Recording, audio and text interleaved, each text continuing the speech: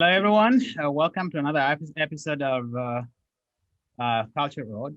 So, how is everybody? Angela, Phil, Doing good. Yeah. Doing Tshombe, good. Yeah. Elwin. Very Yeah. good. So today we have uh,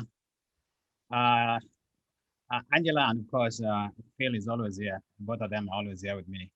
I just wanted to, and of course Dr. Blyden is coming the third time actually. So Mhm. we have two guests who are making their debuts, and so we have Dr. Walker and Yan Chapman, and I'd like to give you this opportunity just to introduce yourself before we get started. Tshombe, Hello, George. Happy to be here. right? And again, you know me from City Tech, the Department of African American Studies, where I Yes. did a lot of Afrocentric work and research on the area of hip hop as a cultural movement, hip hop for liberation and Black empowerment.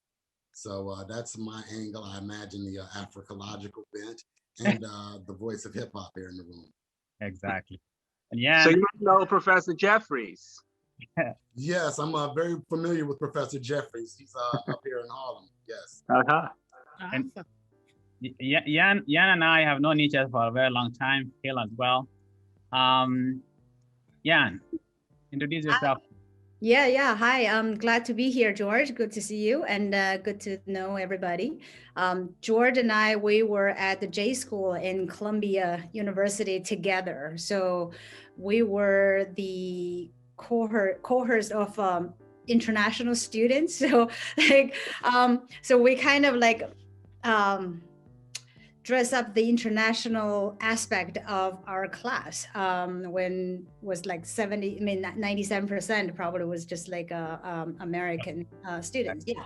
So and then speaking of the 1995 big blizzard, we experienced that, and it was eye-opening experience. So It was for me, particularly for me.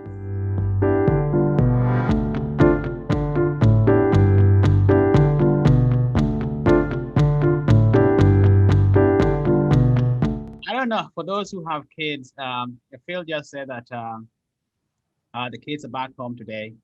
I would imagine that yours are, your daughter is home, but the issue of school is becoming very, very important.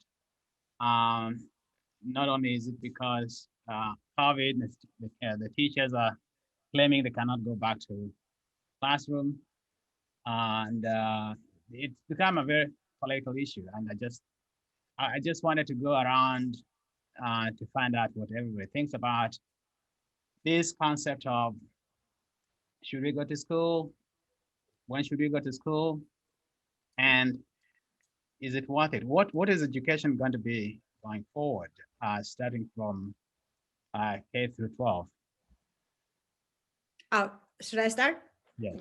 Yeah, so my daughter has been, I live in Jersey City. So we're in Jersey City Public School District, which traditionally we don't really have like a good reputation for quality education. But it's been changing, it's a changing landscape. And then last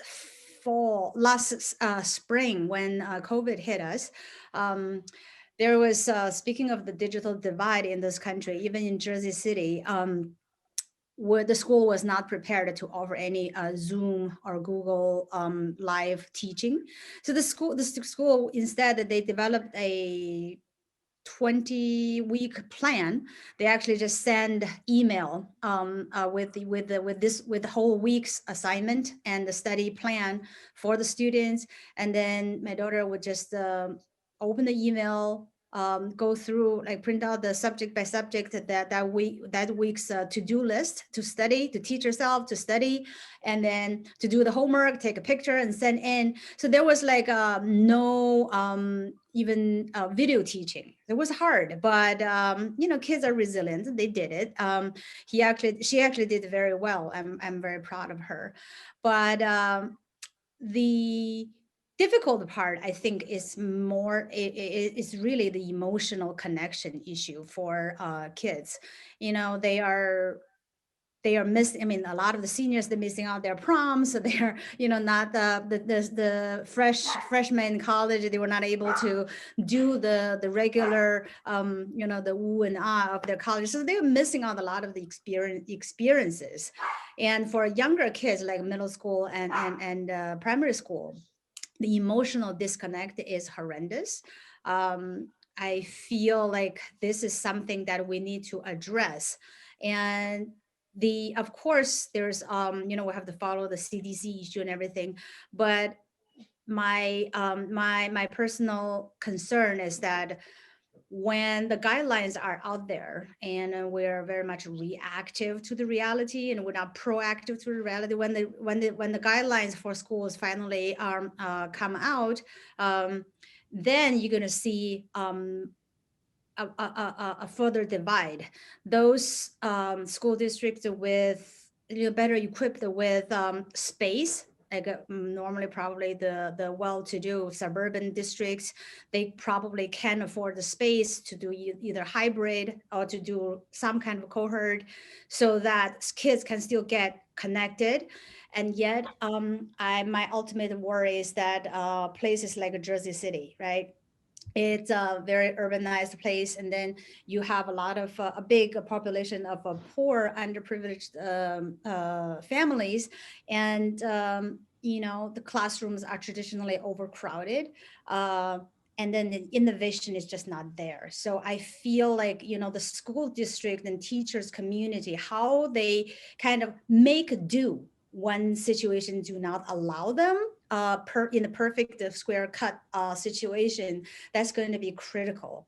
And I would hate to be the ones that, okay, like 70% of the country's schools are back in some quasi-normal places, and yet we have pockets of places where it's like, well, we still have barriers we cannot overcome, and those barriers are real, but it needs innovation, it needs drive, it needs like really a collaborative, innovative method to address. And we don't have a playbook to go by.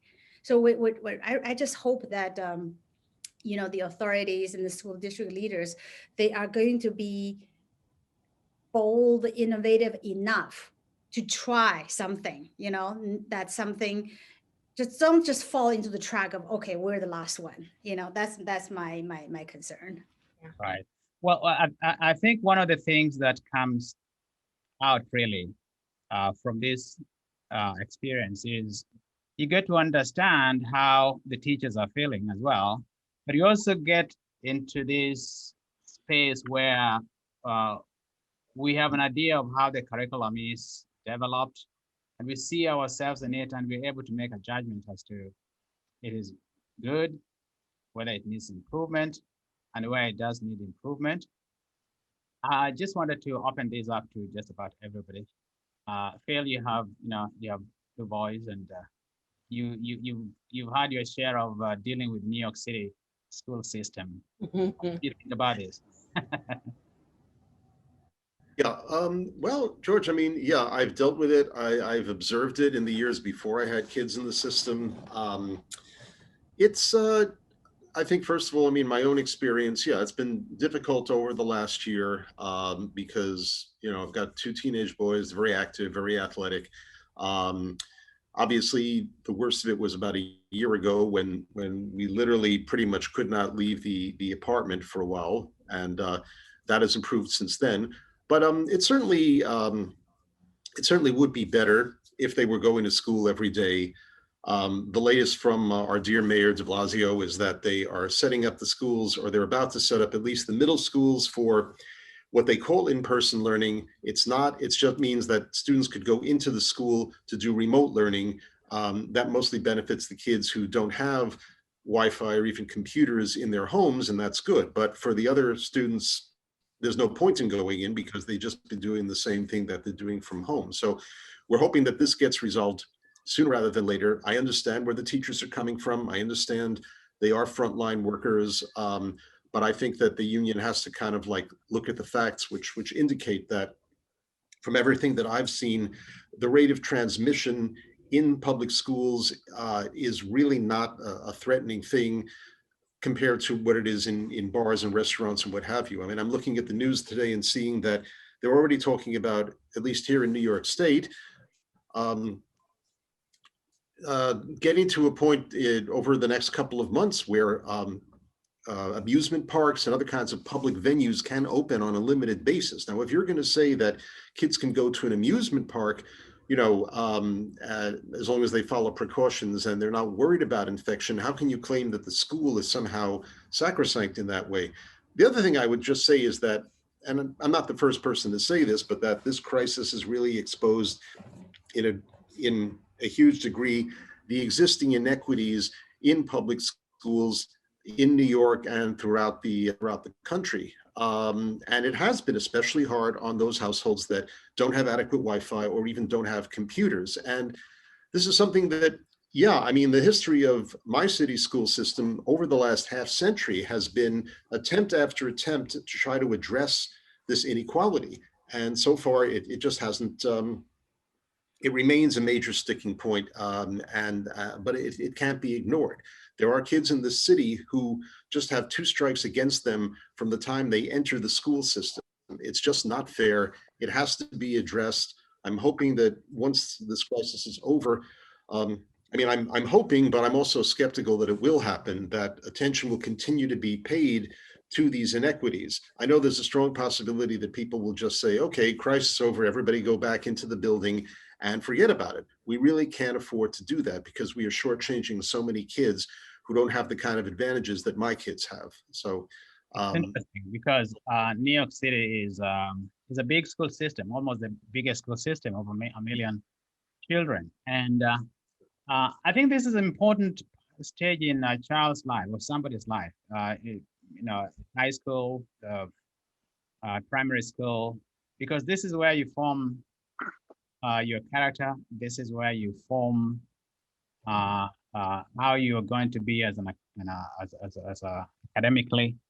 It makes you partly who you are, because it is from where it's from here that you go to a college, and you have to choose colleges, and colleges have to accept you. And there are a lot of students who, you know, are not prepared well for college, and because of the school system, and that, you know, takes me to the college level, because it is also here that you start reading some of those important books that will help you to go through college well, and from college, of course, through life.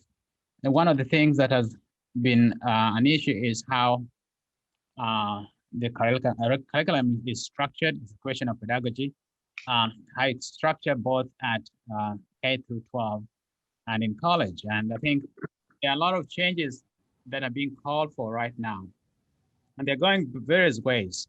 The issue of, I don't know whether you guys have seen this, but Cornell and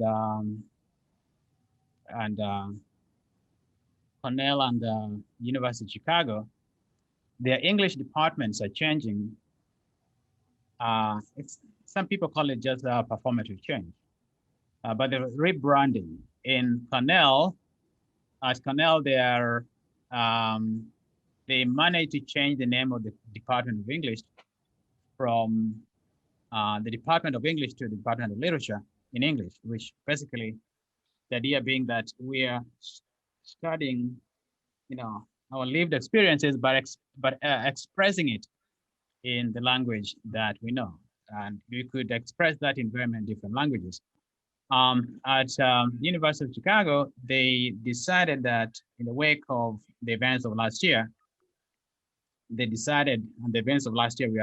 know about the protests. At least for this cohort, they are going to admit students who are going to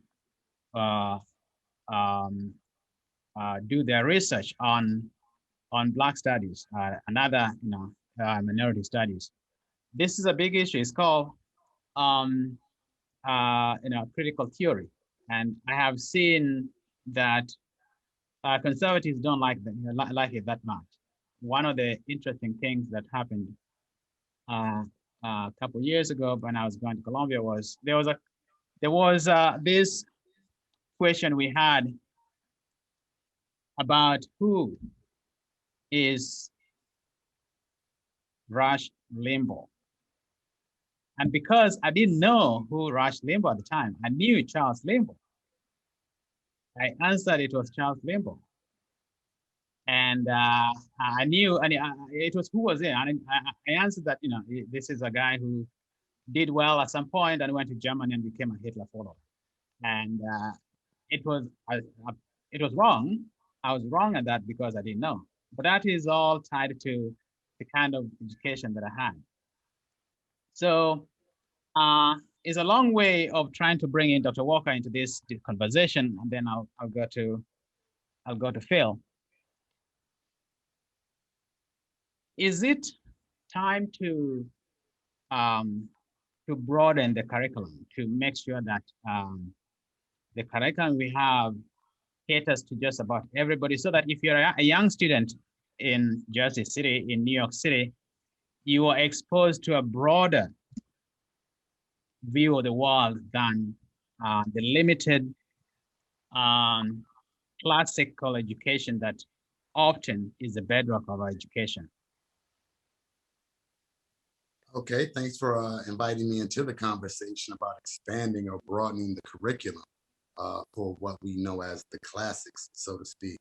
I'm largely interested in the direction that Columbia, or not Columbia as much as Cornell University, as well as the University of Chicago, how they're attempting to rebrand departments of English to departments of literature in English, so to speak. The way I approach that is looking at myself as an African-centered scholar. We think about the classics as Greece and Rome, okay? But then we tend to limit our historical perspective on classic literature because we don't look beyond what is known today as the West or the origins of Western culture. But I like to look and start a lot earlier with great scholars and thinkers such as Ptahhotep. When you think about 2,800 years before the Christian era, you've got the writings of Ptahhotep. Considered by many the oldest book in the world. If you take a second, we look at the teachings of Ptahhotep. Again, wow. It's called the subtitle, The Oldest Book in the World. We're looking at philosophies, African and now Valley philosophies, which predate Homer, the Iliad, the Odyssey by more than a millennia. Okay, and we're talking about classic philosophical precepts that exist before the concept of Greek philosophy itself. We can go back to Asian culture. I'm sure there are, let's say, seminal writers in Asian culture that were in no level affected by Greek civilization.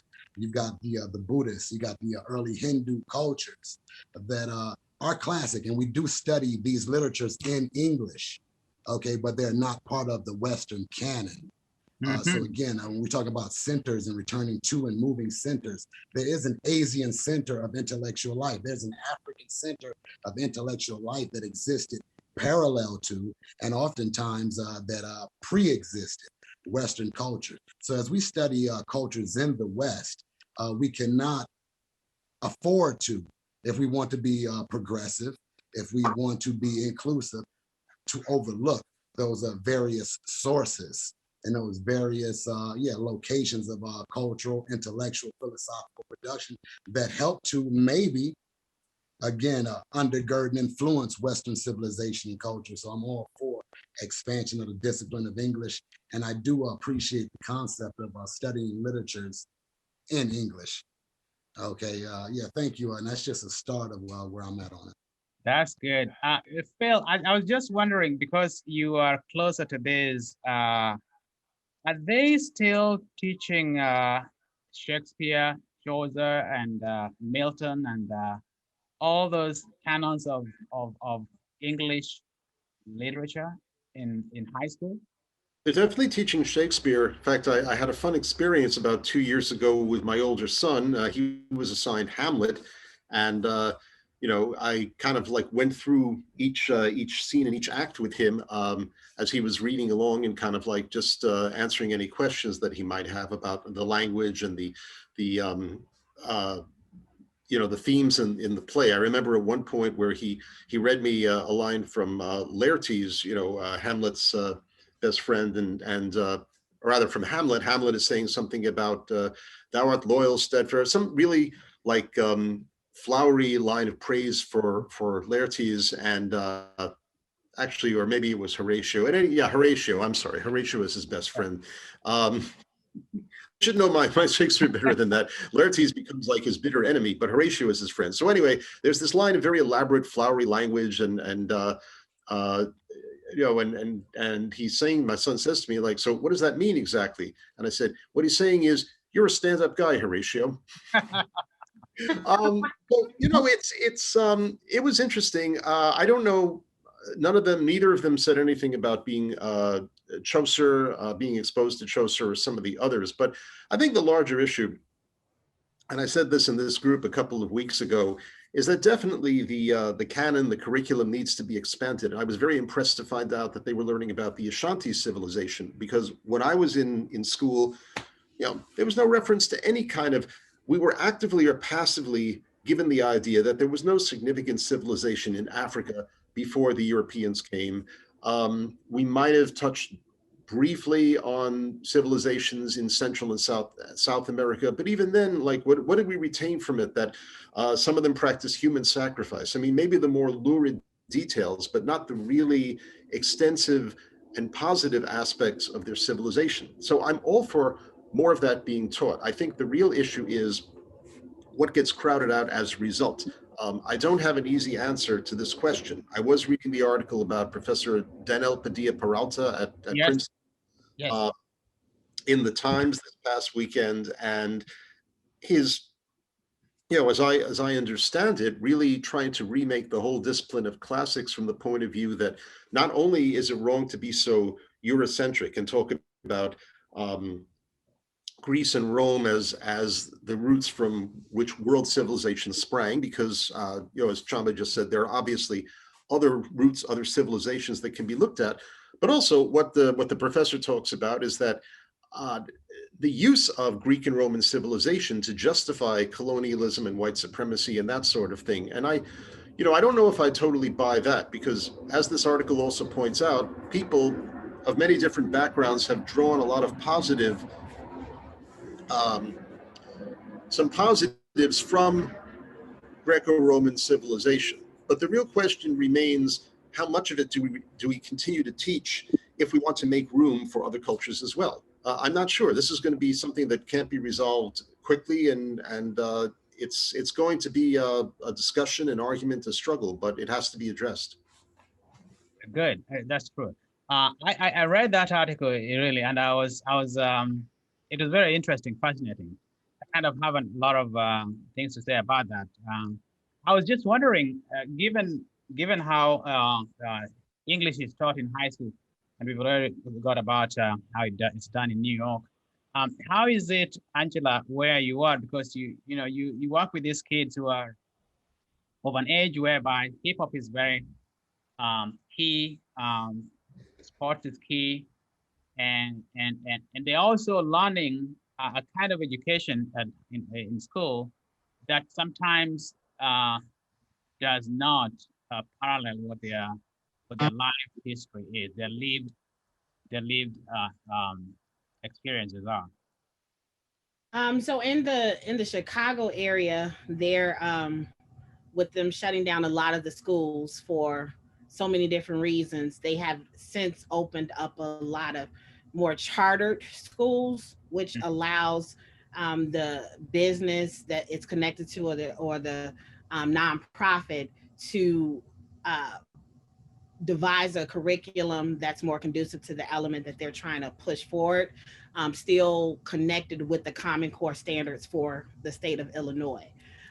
So you have students that are attending charter schools that may have a more Afrocentric curriculum, a curriculum that may be more geared towards medicine and health. So it's kind of a wide setup here in Chicago. However, one of the reasons that I myself chose to stay out of the K-12 system because it was too constricted and too set in terms of you have to go in order and teach towards the test. And I'm so against a test. That's a whole nother conversation. Exactly. However, I more so connect and establish programs outside of the traditional school setup. So I do a lot of extracurricular programs. So it's voluntary based for the students who choose to attend the programs that I establish. But with that being said, the students that do come to my programs, they are wanting to be there for the purposes of connecting through the arts and just based upon the curriculum that I set up. But now there is a lot of teachers within the system who are going against the system basically because of COVID, and a lot of things are being exposed and in terms of the overworking of the teachers and the lack of resources and the administrators who are still trying to push for certain things to happen. But now there's a big push with a lot of the teachers who are bucking against the system because they're showing the education system is basically airing a lot of its dirty laundry out with what has happened with COVID and the resources that they have available.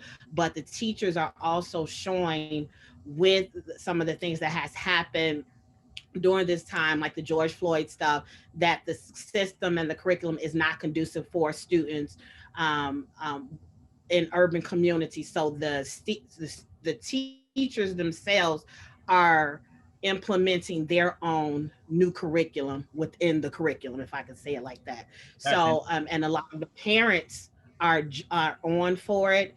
So you have Black, white, Asian, and so many different other parents who are like, we need to change the system because this is ridiculous. So I'm sure there's going to be some votes and stuff and some policy changes within the Chicago public school structure. How long it will take, I don't know, because Chicago's still political and that's not going to ever change. But there is a lot of support from parents that is coming through. So we'll see how that changes. That's interesting. You know, the charter school system is something that is interesting because it's very political. I don't know how much I agree with them, but there are some good ones, but there are also some bad ones, which are only there for money.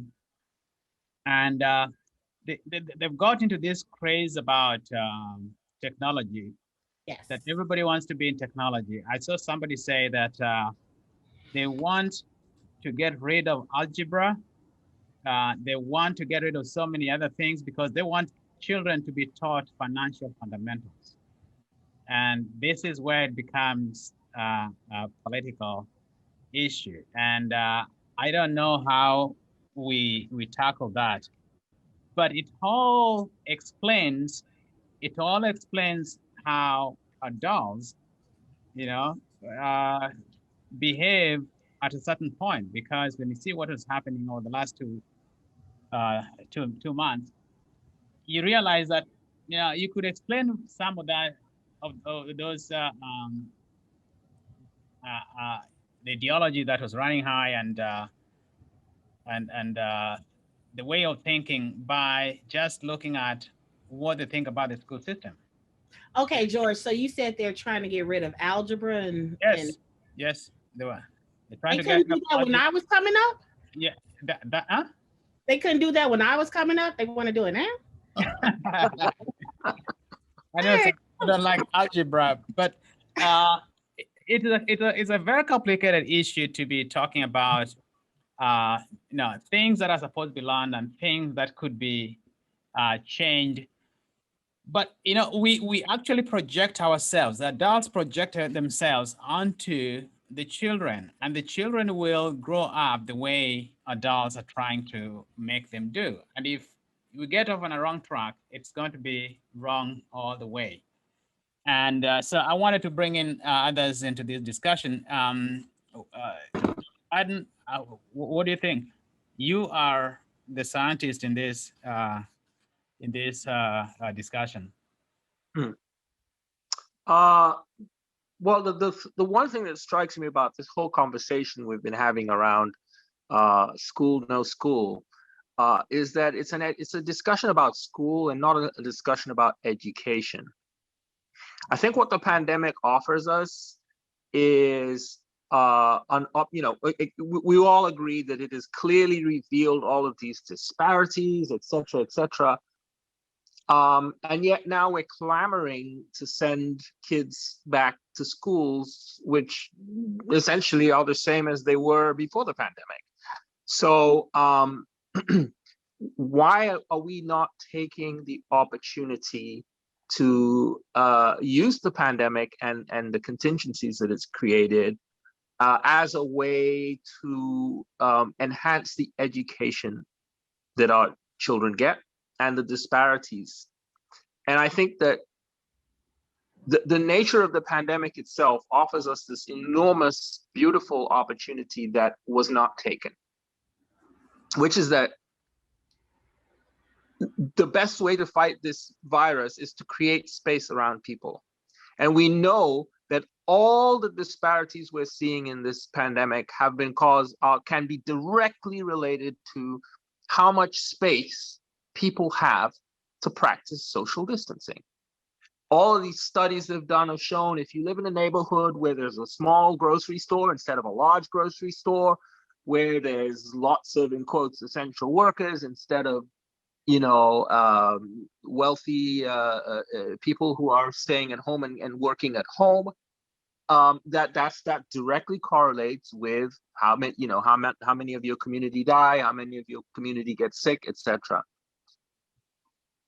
Children could have been simple. We could have used switched the model of thinking to say, okay, we can't put all these kids into a school. Let's send them out somewhere where they can practice social distancing effectively. We collectively own all the national parks, all the camping sites in the United States. All of those could have been turned into pioneer camps or kibbutzes or whatever model name you want to call it. And we could have continued to give our children not only a traditional education curriculum, etc., but we could have also given them the unique opportunity to interact with themselves across all of the social and political and mental boundaries that are the problem. And we didn't take that opportunity. You're suggesting Bush schools? Huh? Are you suggesting Bush schools? Yes, exactly. That's a good way to put it. Because a Bush school is actually the best place for children to learn. I learned more about biology when I was 7 and 8 years old. And it just happens to be that the university campus in Sierra Leone is on top of a mountain right next to a montane tropical forest. While our parents were working, we were running around barefoot, collecting all sorts of insects, eating plants, poisonous ones, non-poisonous ones, itchy, scratchy, allergic. We experimented with everything in our environment. And the only thing we had to be worried about was to run back in the house and put our shoes on before dad came home. Otherwise, we'd get a spanking for not wearing our shoes. But beyond that, after we came out of school, because we were going to school, of course, we went to the primary school, and that was on a university campus. So, I mean, I got a good primary education, but that aspect of my education, informal education, whatever you want to call it, contributed enormously to my intuitive understanding of biology as a PhD scientist. That's interesting. There's a video I sent out. I don't know whether some of you listened to it or watched it. There is a quote from there that I find interesting, because I find it interesting insofar as education is concerned. He said, the study of history is all about sourcing. At least that is the conventional history that we learned. It's all about sourcing. And so if you don't have good sources, then you cannot be allowed to be practicing good history writing. In many cultures, sourcing is difficult because they are oral based. And this quote that is talked about was this, that before you examine a historical fact, examine the historian. And that calls to the way we write history, we record it, and we interpret history. History is a very contested discourse. And I was wondering if any of you have anything to say about the way history has been taught, both at K through 12 and in college, and how that, informs our day-to-day living, how we think, what we do, the debates we engage in, the quality of that debate. Yeah. And because that is what's important. It was important if we are to chart a future that is going to be just, fair, and good. Yeah, I do have something to say about that. I'm very interested in the relationship between how we perceive our history and the consequences of that to our daily lives. And especially, for example, in relation to the current situation, where there's an emergency, there's a threat. How we react to it is very strongly determined by our history or our understanding of our history. So that, for me, it's a very clear case. I'm not sure I agree with you about the difference between oral history versus written history, because there is such a thing as oral literature, in the same way there is written literature. And the power of oral literature is that you actually live it. You don't just go to school and read it in a book. It's happening around you all the time. And I think that's a very, in my own life, my experience of my early years, it's a little bit like what I talked about, my exposure to nature. But my early years of being exposed to African culture through my aunt in Freetown, and all of the people coming and interacting, people stopping their car in the middle of the street to exchange information, the tolerance that the society had for human interaction, interpersonal dynamics, and the level of sophistication of interpersonal dynamics is an important repository of history. It's an important repository of the way we do things around here, which is the way we have done things around here, combined with the way we are trying to move forward and do things in a different way. I want to bring in Yan. How do you, what's your view about how we teach history? And I know that you have a lot of experience teaching English, really, at university level in China. Give us your ideas about how history becomes very important on the collection of facts and material, and how that differs with how it's done over here. And you know that you have a company that is dealing with, you're working for a company that is dealing with bringing the East and the West together over something that is called wellness. And can you just bring out all of that together? Okay, well, this is I would like to just mention something, a thought about our earlier topic that, literatures in English. As you know, George, I was majored in English. And then my entire life, when I introduce myself, I always almost become I have to add a disclaimer. Okay, yes, I studied English. I was majored in English in college, but then like English language.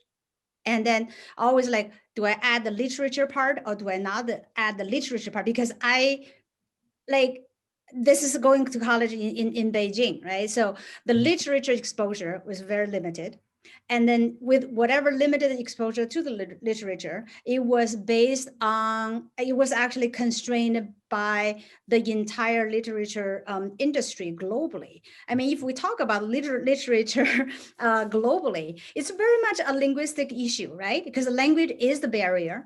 And as Dr. Walker said earlier, in every great culture, there's great literature, right? Either it's a verbal or written. But how do we share the great literature? And then even today, when Cornell University is trying to rebrand the name of the department, that is a great start point. That is some kind of consent to actually recognize the problem at hand, but it's not necessarily the playbook or the roadmap to solve the problem. To solve the problem, we really need to, I think, it's interdisciplinary. And including history, as you know, I don't want to rope in the history part, because literature is like tremendously, it reflects the culture, the humanity, the history, the lifestyle, and social economic realities of the time in each great culture. Yes, so we all agree that, but how much do we really cover? And we don't have the funding, we don't have the talents to kind of really get into the deep of different culture. Like say, I'm a literature majored person with English is my first language. What are the chances that we get into like Chinese and understand that the beauty of the classic literature in Chinese? Like for instance, we all like learn to appreciate the Lord of the Ring, right? But how many do we know the Lord of the Ring bears such resemblance to the story of the Journey to the West in Chinese classic literature? And not even many scholars would be able to dive into it, because the literature sometimes it's just like without the language, without the cultural background, without understanding the history and the lifestyle of that time, you can't translate, right? It's so hard to translate. Exactly. So I feel like, you know, it's more of like we need to kind of weave all the subject together. If we are going to change the department into literatures in English, let's focus on the literature part. We need to bring together some of the literatures really well translated, well localized, so that it may be communicated and taught in English, but we need to really get to that like literary part. But of course, there's efforts behind it, right? We need to bring like maybe the society together. We need to call for funding. We need to kind of like really encourage research and the translation, localization, and then to do the cross-cultural, cross-disciplinary curriculum that will get students into that broader, you know, the togetherness of the world civilization through literature. I entirely agree. Yeah. I entirely agree. In fact, Dr. Tshombe and Phil and Angela, I'd like to bring you into that discussion, especially about literature and history and how and culture, they all go together. They all go together. And it comes at a time when, you know, people are trying to reinterpret what has been going on before. There was a story I read, music story. There's a journal of music theory, and that is causing a lot of problems in Texas, because it turns out that Henrik Schenker, who was behind a lot of music theory in Austria in 1935, was not very charitable to anybody who was not of German stock. And so he said very bad things about the English, the Italians, the French, and you can imagine what he said about the Blacks. Very, very derogatory.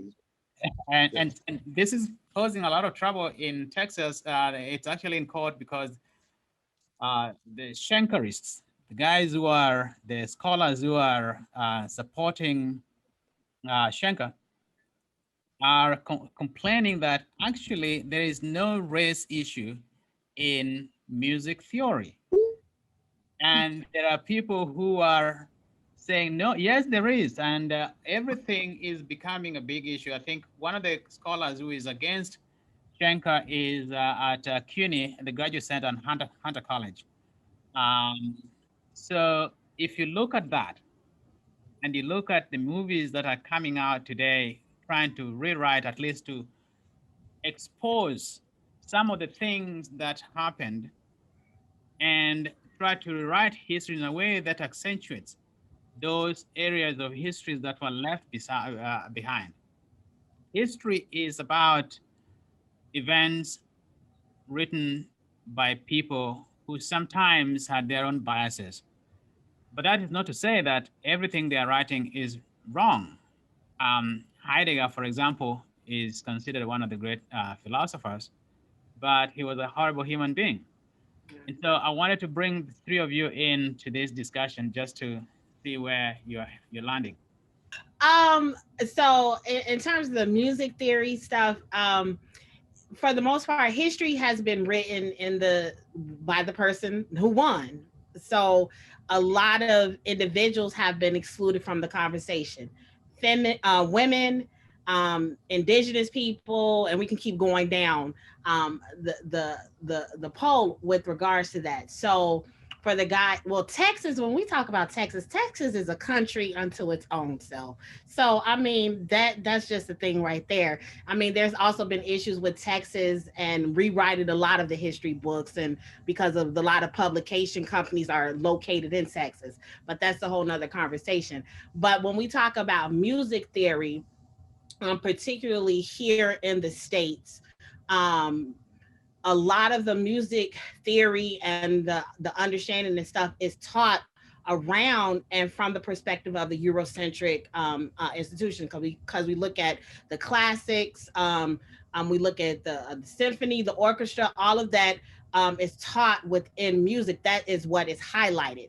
Now, if you want to go into various different specializations, whether it be folk music, whether it be pop music, then that brings in another different element. So for them to just overly and say that there's not any racism incorporated in music theory, that I will have to call BS on that, because just within the grains of American culture, the American education institution is rooted in racism and all of that. So that would be a longer conversation that we don't have time for, but just specifically on music theory itself, I will have to really challenge them on that conversation, because where it came from in teaching classical, and then them specifically saying German history, the Germans really, really loved themselves. Like they just loved themselves. So yes, they're going to put themselves at the high pinnacle of music, that they were the best composers and all of that. And they stay in confrontation with the Italians all the time in regards to the operas and stuff like that.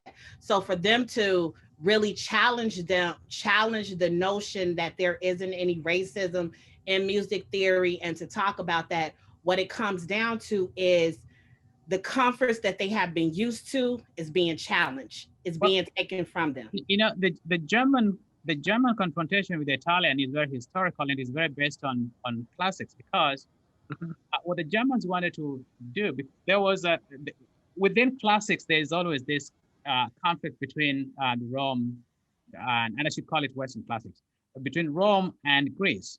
And the Germans, because they wanted to ally themselves to basically trace their roots to Rome, to Greece, because then they would be in a position to claim heritage to the earlier civilization before Rome.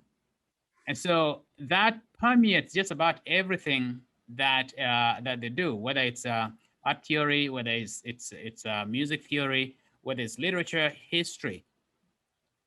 Yes, Tshombe. Yes, definitely. I like to jump in on that. We're talking about music and music theory.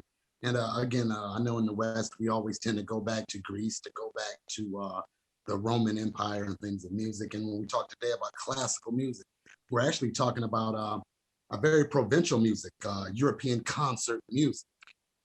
okay, which is again labeled as classical music as if it is universally classical music, when it's leaving out again various other musical traditions that not only predate classical European music, even the instrumentation. We see in ancient Africa the flute. We see different stringed instruments in ancient Africa. We see the actual harp in ancient Africa. So just in terms of music theory, it's impossible or really contradictory for Europe to claim a monopoly on music and the concert instruments that we tend to use today. When we see the ancient African harp turned sideways and horizontal, it gives you the baby grand piano. So we see the various, let's say, technological advancements on ancient African musical instruments. We look at what we call stringed instruments, and we look at African gourd and stick instruments. We have a gourd on one end and a long stick item on the other end of the instrument with strings. Again, this is the origins of a violin, the origins of a cello, of a bass, of a guitar, et cetera, pre-European. So what we have to do is, again, try to broaden our scope and look at musical theory as well. In Africa, music had a very specific relationship to the dance itself, whereas we can look at Europe and ancient Europe, music and the dance are oftentimes completely separated. Oftentimes, it's considered rude in a European concert setting to do more than tap your feet, to music. We see different approaches to music where melody is valorized over rhythm, as opposed to harmonious relationship between rhythm and melody. So again, there are various musical traditions, and my biggest issue and concern with that is how we take classical music and attempt to universalize it in Europe without paying any attention to what music movements we find in the East. The musical movements we find in Africa primarily. Here we look at American music. There's no American music without the Africans in America. I don't care if it's country, western, bluegrass, you can go on forever, rock, etc. Before you have the African influence in music in North and South America, all you have is a reproduction of the ancient German music or the German concert music. So we talk about hip hop today. Yeah, very much we talk about hip hop today, which when hip hop first started out for African people, it was based on an African musical rhythmic set of sensibilities. It started with the drum. It started with the people who were deprived of access to traditional or even mainstream musical production equipment here in the United States. We didn't have a lot of pianos in our homes. We often had to, again, we did things in America with music from hand claps to body rhythms and banging on desks and in school lunchrooms and beatboxing in the corner. We were making music even without drums in the African experience here in America. Our drums and our music was outlawed because, again, it would connect us to our resistance culture coming out of Africa. So in many places like the Caribbean, you may see the drum playing an even more central position in African music and Black music than it plays even here in the United States, where our drums and various forms of expression were, let's say, squashed and squelched as a way to separate us from a sense of identity other than a slave identity that emerged out of a tobacco plantation or a sugar plantation here in Louisiana. Okay, so again, when we talk about African music and historicity of African music, the contributions of African music worldwide, it belies this colonial approach to music theory in and of itself, which privileges Europe and even justifies, European domination in music theory and ideology. So it's a lot to it, but I think that we must have a more expansive approach to music and every other discipline of human endeavor that we come up with in the university settings. So music happens to be one of them. And about racism in music theory, you got racism across the academy. All the academy itself is set up to justify the colonial adventure of Europe around the world, to justify it, to normalize, and to, again, push off of center stage any other competing or even parallel traditions, so that Europe is always privileged at the expense of all others. So again, where can we find within Western society and area a discipline where racism is not at the core of the ideological construction of the discipline itself? Hey, Phil, you know more about Warner, Wagner and Rosenberg, is that right? Warner, I'm sorry? Is that a Wagner? Wagner? You know a lot about those German composers. Oh, Wagner. Oh, yeah. Wagner. Yeah. Well, you know, Wagner, I think is another example, just as you cited Heidegger, George, and of what you might call a problematic artist. And how do you separate his music, which many people have appreciated, from his anti-Semitism? The fact is that he was a favorite of Hitler, and his descendants, in turn, Wagner's descendants, were very pro-Nazi as well. I don't know. I think that, I guess it's complicated because then the question becomes, do you appreciate the art, the music, or the philosophy, or whatever? Can it be appreciated apart from the discussed personal beliefs of the artist or the philosopher? I think in some cases, I think about the Belgian scholar Paul de Man, who was considered one of the fathers of deconstructionism, and then it was found out that he had been pro-Nazi while he was in Belgium before and during the war. And I think that I seem to recall there were people who kind of tied in deconstructionism. They demonstrated how it could be used to kind of justify fascism and Nazism. They did it to an extent that I think the discipline, certainly de Man was disgraced, and the discipline itself, my impression is it's not the cool thing that it was 30 odd years ago. But you can't do that for everybody. You can't necessarily say that a person who had reprehensible beliefs, you can't always prove that it infected his or her art to such a degree that you have to reject the art entirely. I think for some people that's the case. For others, maybe not. Did you know that Will Rogers was actually a Cherokee, but was very much negative in his views regarding those minorities, even though he was himself a minority. Yeah, I remember the article that you shared with me showed that. Where does art end and where does personality begin? Yeah. So my point is, as I say, I don't think it's across the board thing that for every artist or scholar or whoever you can say, you can draw this clear line between their personal beliefs and their art or their scholarship, because in some cases you can't. In some cases, you can say, reject the man, reject the person, but appreciate what he or she had created, and just sort of do it on a case-by-case basis. Interesting. How about you, Yan? Anybody else who wants to jump in? Yeah, I would love to. I think a lot of these things have become a little bit of a distraction in our modern society where we are right now. I know they're part of the process, but really underlying almost everything we've been talking about today is the basic conflict between a concept of holism in approach to life and society versus one that's built on I don't know how to sort of to juxtapose it, but one that's based on this categorization of everything. So, for example, we talk this discussion about music theory. It's provincial is the right word. Because it's like, how can you have a theory of music that doesn't include dance? You can't separate music and dance from a sort of African, or let's say equatorial perspective. You can't separate music and dance. But the further north you go, and if you don't belong to equatorial, you can if you don't belong to equatorial. I use that word only to highlight the fact that the further north you go, the more the more there is this division between the two concepts.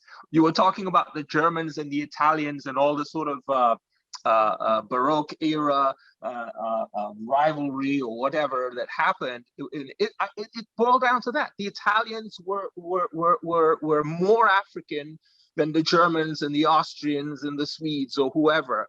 And that's throughout Europe's history. That's been a consistent driving theme in European culture itself.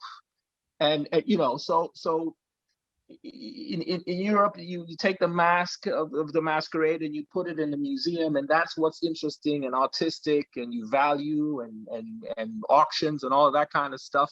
Whereas in Africa, the mask is part of a masquerade. It comes out only at a certain time of year. Everybody dances in a certain way to go with it. They eat a certain type of food with that thing, and you cannot understand it in any way without getting involved in all of those things.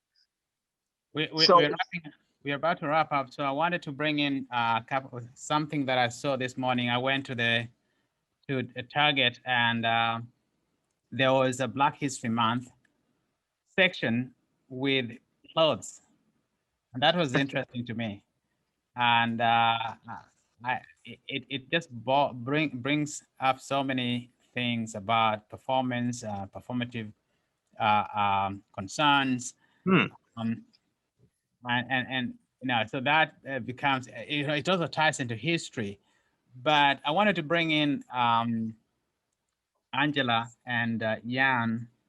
Yan has been doing something about with our company about wellness. And Yan, I wanted you to bring in what you're doing and tell us much about it.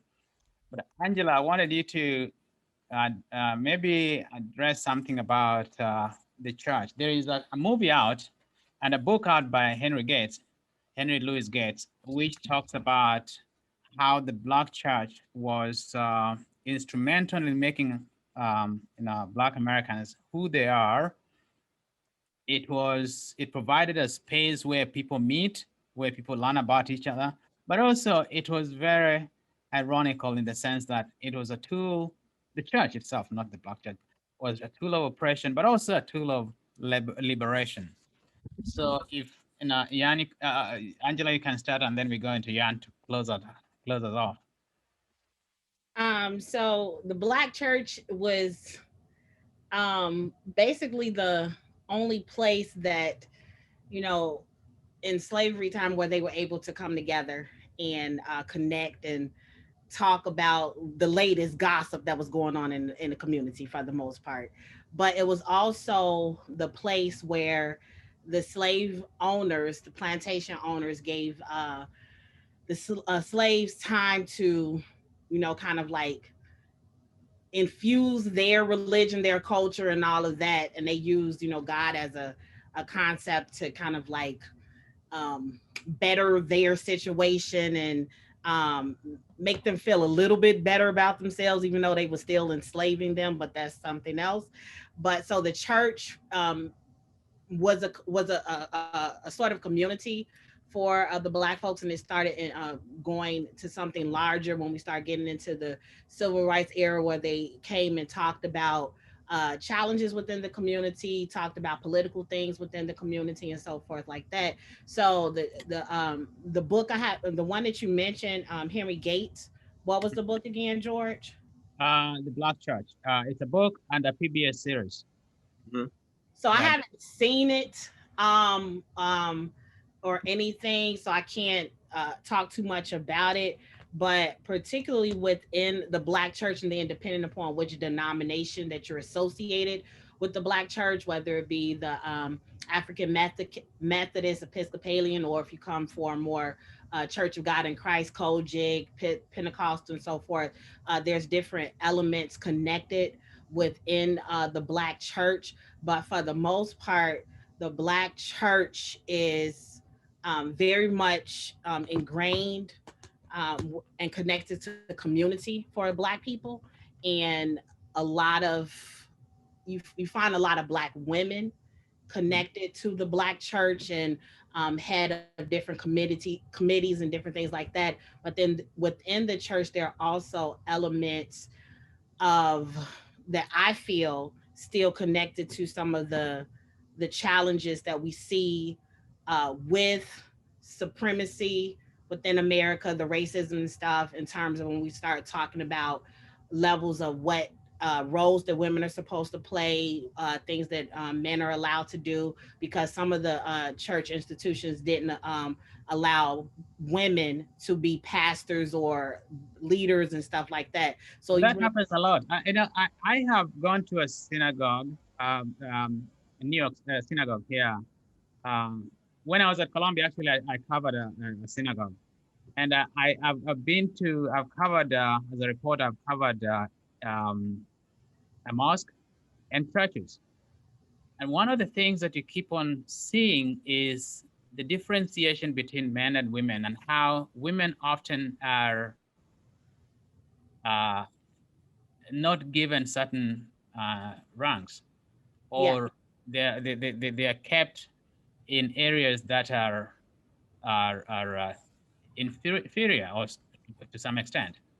To be fair, George, just to jump in, that's in the Orthodox Judaism, not conservative and reform branches. So he wants to clarify that. You got to we're clarify. a lot more woke in our.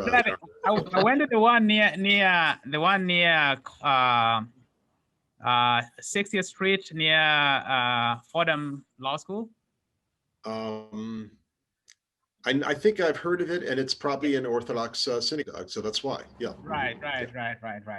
Yeah. So, but the church itself has always been very much reflecting what the society is all about.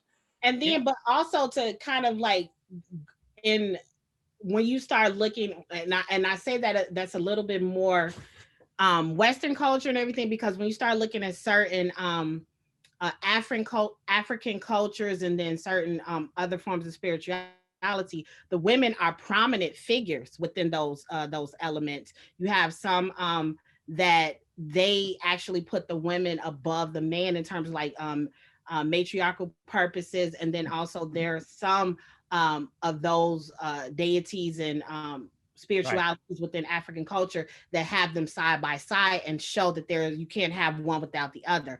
But when you start looking at within the Black church, and then also other religions, Islam and certain things, they do have that hierarchy in terms of the woman is supposed to be submissive, the woman is supposed to not be leadership and different things like that. So that within the Black church itself, it has a lot of things that it has done and connected in terms of connecting the Black community to what was happening within secular culture in terms of politics and different things like that. But for the most part, when we look at the Black church and what it means to the community, what it means to just our survival here in America, it has a lot of history within that. Right, but Yan, tell us and a complicated history as well. Yes. And quite the complicated history as well. Very complicated. So how do we get to a better complicated? What do you mean by complicated? I have to be very clear about the complications with the Black Christian church in America. You have to be very clear, because again, when you go back to African spirituality in the beginning, like my sister in Chicago just mentioned, there was never a concept of God where there was not an equal concept of goddess. For every god created in ancient African spirituality, there was always a goddess. You can't find one without the other. So again, when we talk about the spirituality of ancient Africa, we're talking about a complementary holism, or a diunital relationship between, just like we talk about night and day, up and down, good and bad. You can't have a holistic set without a masculine and feminine energy. So if there's ever going to be a God, it can't be a one-sided God, which is all material or all spiritual. In the African concept, we bring a spiritual and material diunital, understanding of the world. But now we come here to the West and get into these Western religions, which are again often always patriarchal, which goes against the original African matriarchy. And we found out that Christianity in Black America was given to us as a euphemism for Europeanization. Christianization is a euphemism for Europeanization. So the more we climb in this Christian church as Black people, we find ourselves further and further isolated and alienated from African forms of spirituality. We begin to call our own forces of spirituality voodoo and Black magic. Yeah. And privilege Christianity over our own African moral ideas. And by doing that, we have to almost often have not just a Christianity, but a Black liberation Christianity, because Christianity itself is enslaving to African people. I think if there's anything that characterizes the Black church, it's the fact that it actually does that.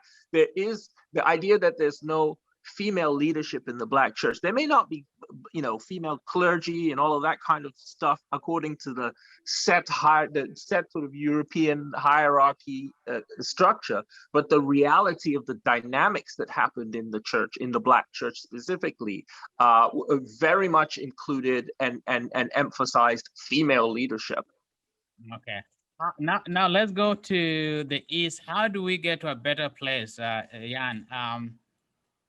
You work in an area where, you know, you want people to get well. Yeah. Well, an Eastern philosophy that is based on that, and so bring us all together and see how we're gonna go going forward. okay, well, I try not to be. I'll be brief. So I happen to be in a new emerging industries called the wellness.